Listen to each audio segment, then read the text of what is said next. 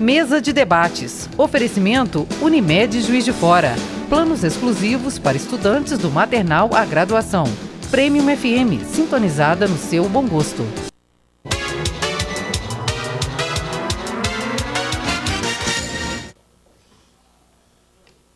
Estamos de volta com a mesa de debates aqui pela TVE Juiz de Fora. Bom, Jair Bolsonaro se tornou o 38º presidente do Brasil após vencer Fernando Haddad, que concorria pelo PT. Mais de 57 milhões de brasileiros votaram no candidato do PSL. Os votos brancos, nulos e abstenções ultrapassaram 42 milhões de votos.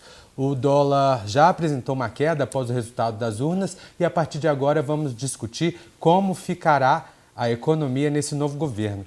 Mas antes, a gente preparou uma surpresa para vocês. A gente tem uma mensagem do próximo presidente, Jair Bolsonaro, que foi gravada antes dele descobrir o resultado e de todos os brasileiros também. A gente vai passar para vocês agora. A classe empresarial do Juiz de Fora, estou com a Luísa aqui, Marcelo Álvaro Antônio. Estou devendo uma reunião, não faltará oportunidade, quem sabe agora com a faixa presencial, se Deus quiser. Meu muito obrigado pelo apoio, pela consideração, pelas orações e pela confiança em nosso trabalho. E dizer que ninguém faz nada sozinho.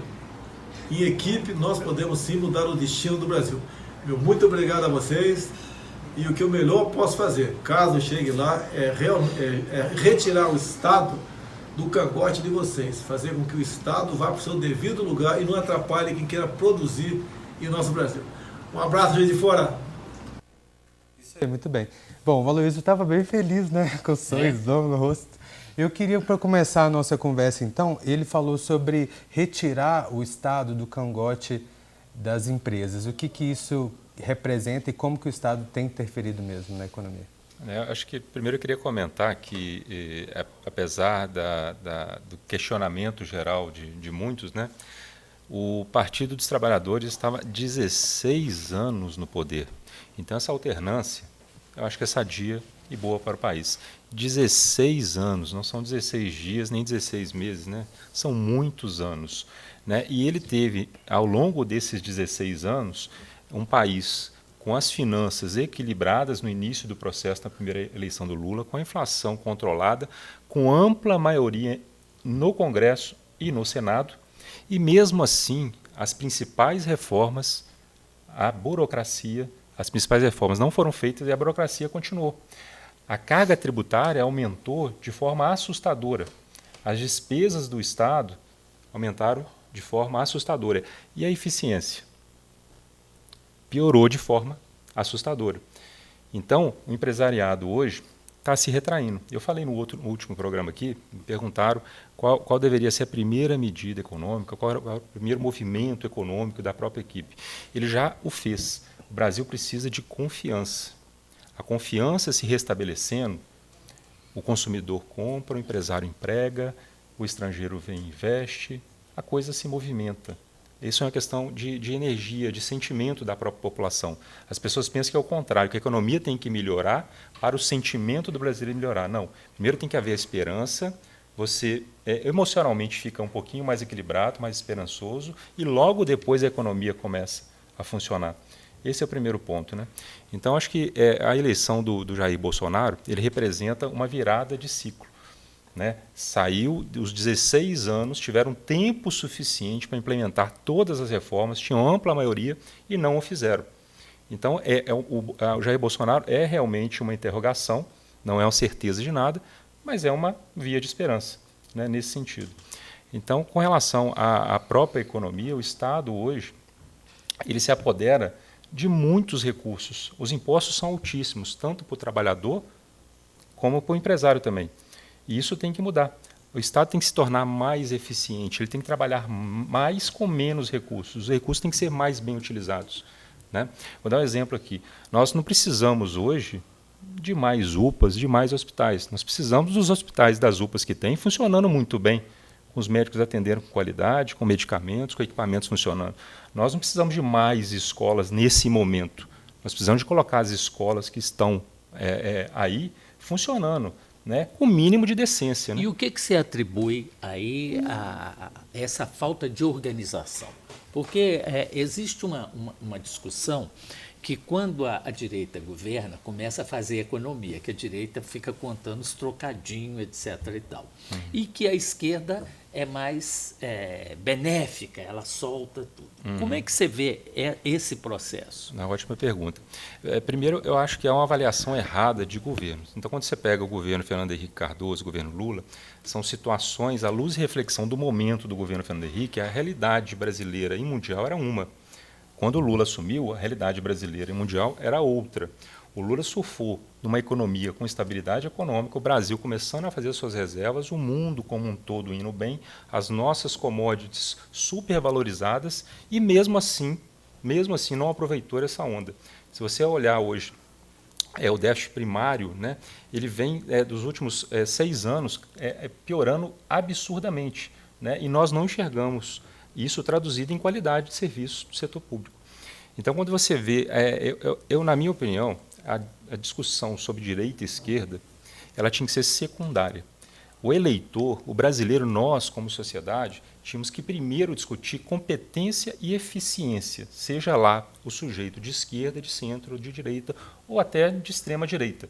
Se ele for eficiente, essa eficiência dele, estou dizendo ele, o Estado, se refletirá em todos os setores. Né? Escuto pessoas falarem assim, o empresariado que é uma população mais pobre, subjugada. É evidente que não. Quanto melhor for a educação, quanto melhor for a economia, mais dinheiro o empresário ganha. Os bancos querem a população subjugada e pobre. É o contrário. Quanto maior for a renda da população, quanto maior for o giro da economia, a prosperidade do Brasil, mais dinheiro os bancos ganham.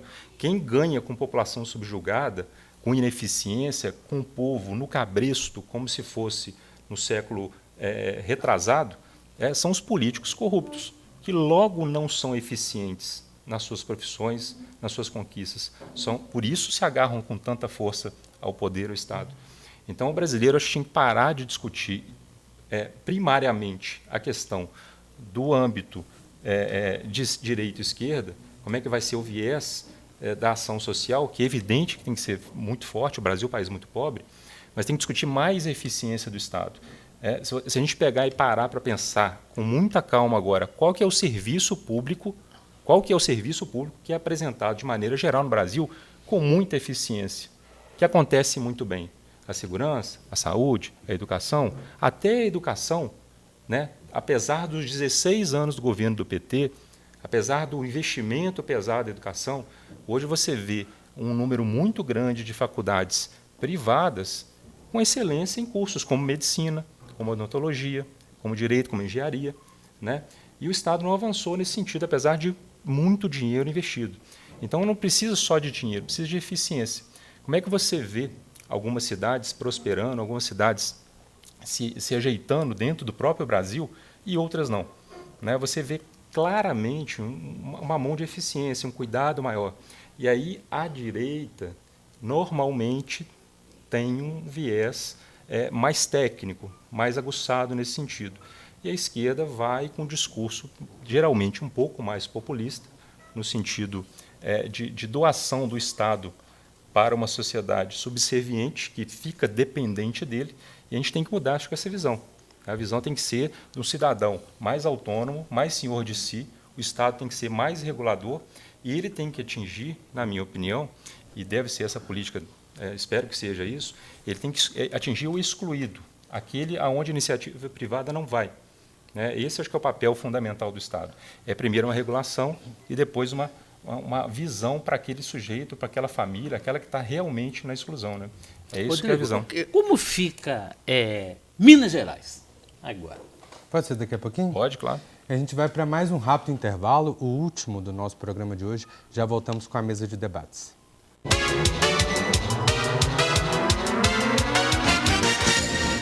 Estamos de volta para o último bloco do nosso programa de hoje.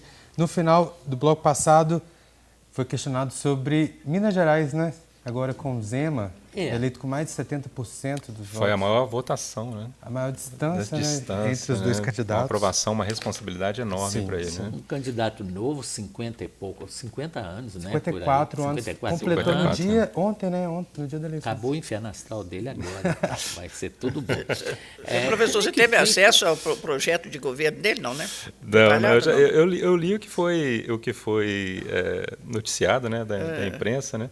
Mas ele vai trazer um modelo, na minha opinião, de eficiência.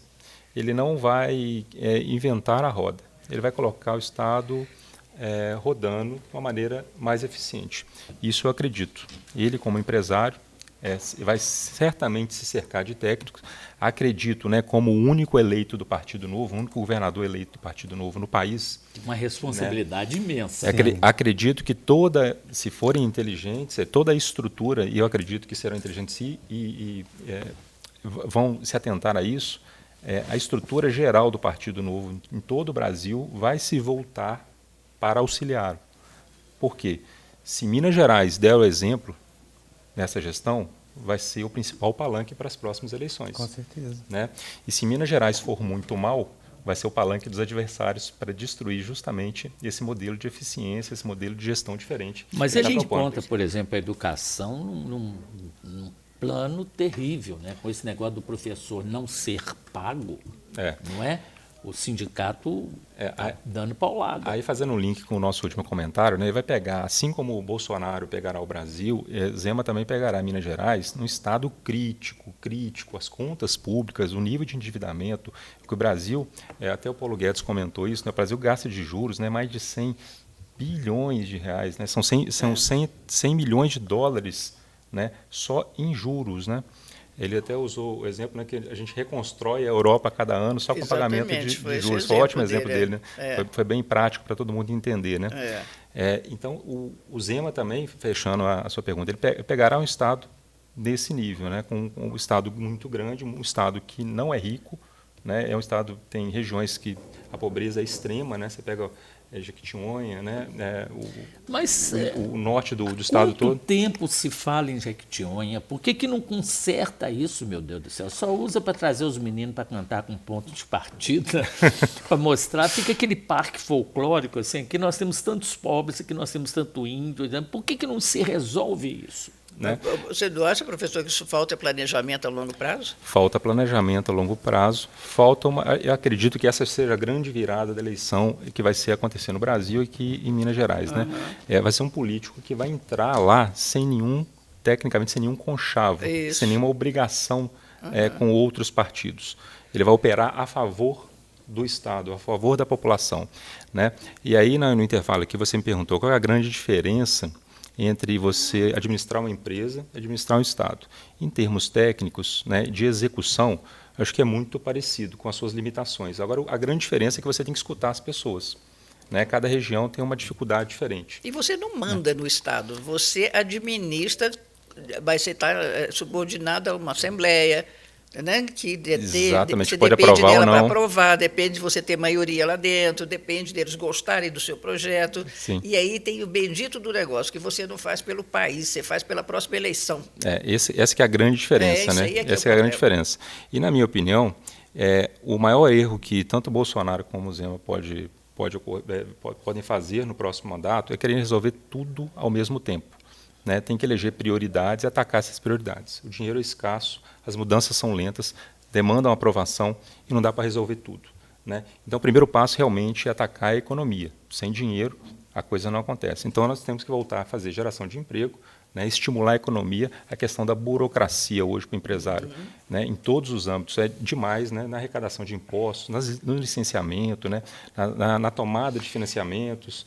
É tudo muito complicado. Rodrigo, a grande luta que está acontecendo agora é a questão do direito trabalhista. Como é que fica isso na realidade? Porque as pessoas estão tirando o direito, né? A Manuela gritava, está tirando os direitos do trabalhador, etc. e tal. Como é que fica isso? É uma questão complexa, né? E está ligada à eficiência. Na minha opinião, se você é um trabalhador eficiente, honesto e competente, vai acontecer o contrário, vão te disputar. Porque se você falar que vai sair da empresa A, a empresa B vai querer te contratar. E se você é um malandro, ineficiente e trabalha muito pouco, você realmente vai ser prejudicado com essas mudanças. Acho que a grande realidade tem que ser essa. É evidente que o Estado tem que estar aí para coibir os excessos. É tal história da eficiência, de você prestigiar a eficiência. Exatamente. Né? Agora, se não o apadrinhamento, não o quem indicou, não sei o que tem. Né? Então, o Estado tem que regular os excessos. Então, se deixar a iniciativa privada livre demais também, excessos ocorrerão. Agora, se tolir demais a iniciativa privada, no sentido, toda vez que você vai contratar alguém e fica com medo do custo da demissão, a decisão, na dúvida, é o quê? Não contratar. Quando você está na dúvida de contratar 2 ou 4, se a demissão é mais fácil, você tende a contratar os 4, gerando mais emprego. E acaba beneficiando nesse processo os eficientes, quem trabalha um pouco mais. Essa é a grande realidade do mundo. As reformas trabalhistas, nesse sentido, aconteceram ao redor do mundo. Não estão acontecendo só aqui no Brasil, né? Assim como na reforma da Previdência, né? As pessoas discutem a reforma da Previdência, países muito mais ricos do que o nosso já fizeram a faixa 1, faixa 2 das reformas, estão pretendendo fazer a terceira. Então não é um problema só do Brasil, é uma evolução às coisas que estão acontecendo de forma natural. Agora o Estado tem que estar aí para colocar o equilíbrio nesse processo. Você não acha que antes da reforma da Previdência ainda é mais urgente uma reforma para tirar esse excesso de comprometimento do salário da pessoa? A gente paga imposto demais, gente. Demais. Você paga imposto demais. Uma reforma desse sentido alivia a pessoa, alivia o empresário, alivia todo mundo. Aí você vai ver uma reforma da Previdência com mais calma, com mais consciência. Sim. Primeiro, você tem que sair desse sufoco de tanto imposto. Ninguém aguenta isso. O grande problema disso ser feito é porque o Estado está sob o arroxo, né? O pagamento a despesa, custeio do Estado, né? Em 2017 foram 124 bilhões o déficit primário do brasileiro, né? E aí o que acontece? Aumenta o endividamento, aumentando o endividamento, aumenta o custo dos juros, né? É menos dinheiro ainda para o Estado investir em educação e saúde, né? Então, eles têm que dar uma guinada agora na economia, só que essa guinada não tem uma fórmula mágica. Né, é trazer a confiança de volta, trazer o empresariado de volta para investir de maneira ordenada, dar segurança, principalmente para o investidor estrangeiro, que o Brasil precisa muito de infraestrutura, o Estado não tem dinheiro, o Brasil não tem estradas, o Brasil não tem ferrovias, o Brasil não tem portos adequados, não tem aeroportos adequados. Né, o Brasil precisa disso tudo. O Brasil não tem, hoje, meios tecnológicos de se desenvolver sem iniciativa privada, está atuando de maneira forte. Então, trazendo essa confiança, o emprego volta, a economia volta de maneira ordenada. E aí esses ajustes podem ser feitos de maneira paulatina depois. E ter paciência, né? Porque esse é um processo gradativo. Né? Bom, nosso programa chegou ao fim. Vou ter que te chamar em uma outra oportunidade para conversar mais sobre política. Muito obrigado pela sua presença. Sempre um prazer.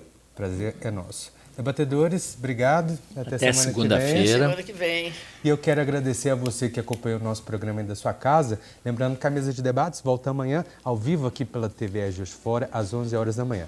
Tem a reprise do nosso programa de hoje às 6 horas da tarde ou a qualquer momento no conforto da sua casa, de um jeito muito simples. É só entrar no nosso canal no YouTube ou na nossa página no Facebook, procurando por TV Juiz de Fora. Muito obrigado pela sua companhia, uma ótima tarde para vocês e até amanhã. Tchau.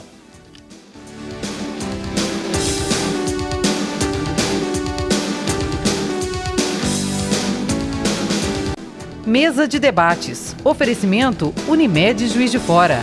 Planos exclusivos para estudantes do maternal à graduação. Premium FM, sintonizada no seu bom gosto.